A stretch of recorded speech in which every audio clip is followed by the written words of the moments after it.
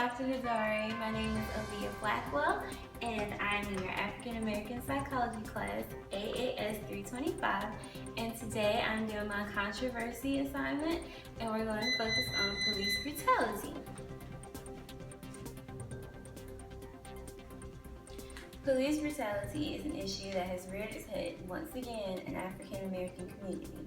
While prevalent in the past due to racism and segregation, it has begun again within recent years. The media plays an enormous part in reporting these issues, and their role is to ensure that the news gets out thoroughly. Focusing on African Americans, many report the police as the perpetrator, but some other articles claim that the police were provoked. We will analyze books, internet sources, journal articles, magazines, and newspapers to see how they all portray these articles. Let's begin with newspapers. Newspapers are becoming the least read source of information, but police brutality is no secret thing. In one article I found in a newspaper, it talks about a Texas officer being fired for slamming a 12-year-old girl to the ground. It goes into depth of the situation, explaining that when the officer grabbed her from behind, she thought he was trying to attack her after being bullied for so long at her school. He states that she was trying to kick him in the groin and that there was no other option but to slam her to the ground. And then proceeded to tell the mother, "You know I can press charges on your daughter." She was bruised the day after with severe headaches and had to go to the hospital. This particular newspaper article never referred to race and acknowledged the young girl as the victim. Another newspaper article talks about officers who rape. He focuses on rape and refers to it as the police brutality chiefs ignore. This article tells the story of a woman being pulled over and then sexually harassed by the officer. He threatened her by claiming he'd find her guilty for a DUI.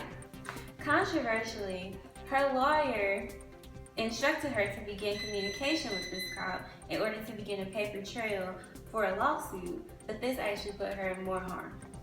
He ended up drugging her after they met at a spot, took her home, and raped her. She woke up the next morning with bruises and a busted eye, a black eye. He got away with it too. Finally, the CNN newspaper article about police brutality begins with addressing another controversial issue. If I could design the next cover of New York Magazine, I'd borrow the same concept as the powerful and widely noted display of 35 of Bill Cosby's accused. He uses this to reference African Americans and how unaware the world is of the mistreatment.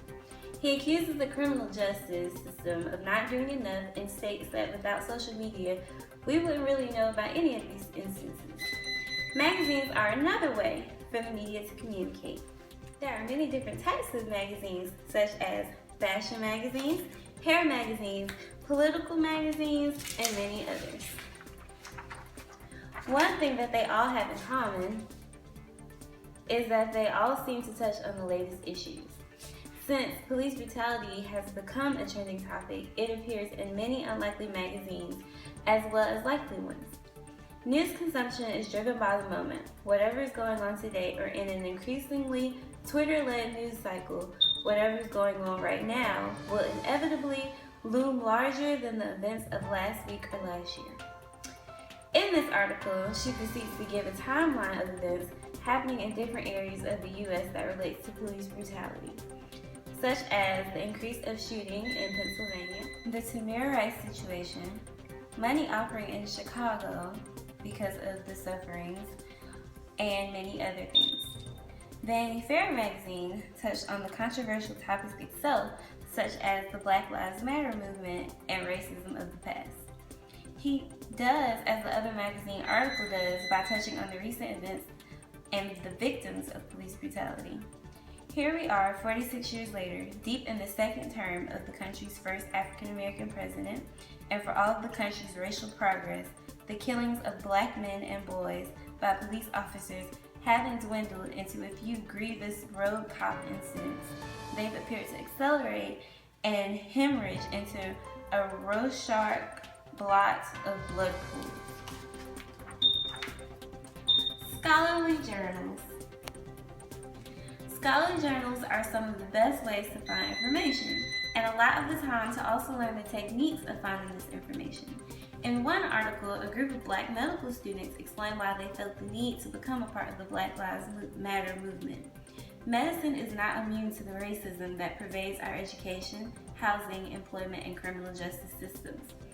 With this passage, they list goals to take action and prevent discrimination. They propose things such as single-payer health insurance, which means that a person won't be discriminated against because of their race, and they will be able to get medical care.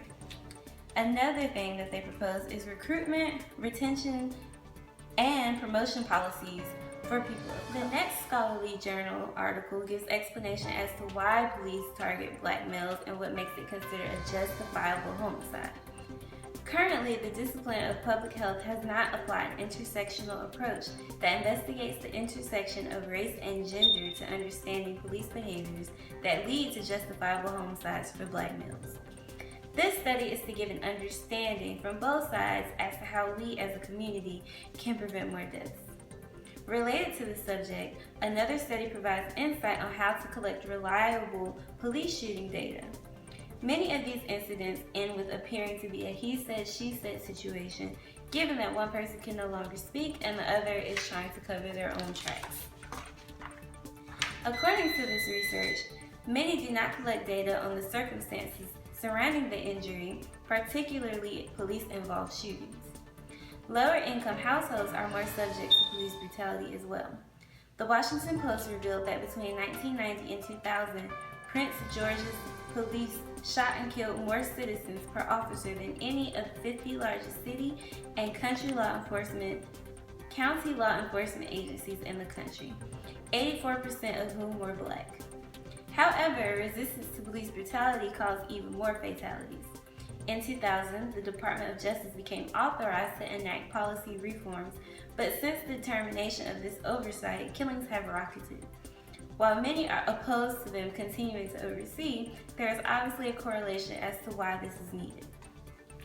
As a book lover, nonfiction books are the best way to gain insight and knowledge.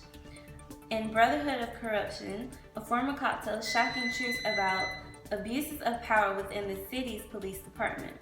He touches on the issues that the past articles discussed, such as sexual harassment, discrimination, and drug involvement. He falls toward the deep end with racial profiling legitimized by the war on drugs. This book explains how drugs set the minorities apart, which is also prevalent today with different variables. Jails have cliques of colors, so do schools. When we find more reasons to stand together, we seem to find more reasons to stand apart. While the previous book discussed police brutality from an insider point of view, the next one explains it for ones who can no longer speak for themselves.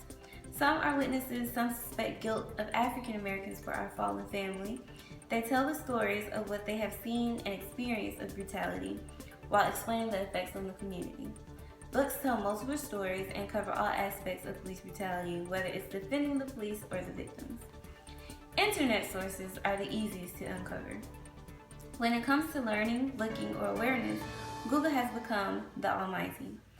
The Free Thought Project is a website that constantly shares news with different tabs on different issues and politics. They have videos of previous articles I described and room for comments, making this the most high-tech and in this time most effective way to spread news. There are so many articles, but one thing that they have in common is that they all involve an African American doing something harmless and ending up being assaulted, tased, beaten, or killed. One that particularly stood out occurred about a week ago and is very similar to the Sandra Bland case. An activist predicted that cops were going to kill him.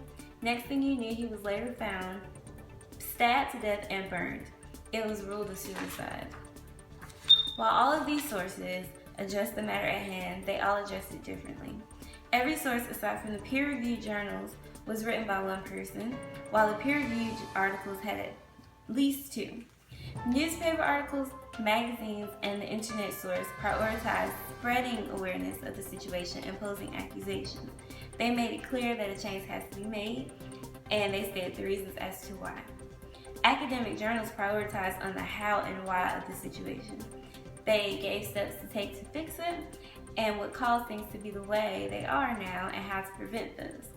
Finally, nonfiction books simply gave insight by telling stories just such as personal insight and reflecting. All of these sources are good and agree on one thing in particular: there needs to be a change. Whether from the side of the court system or from the African Americans and how we handle certain situations, something has to come together. Thanks for watching.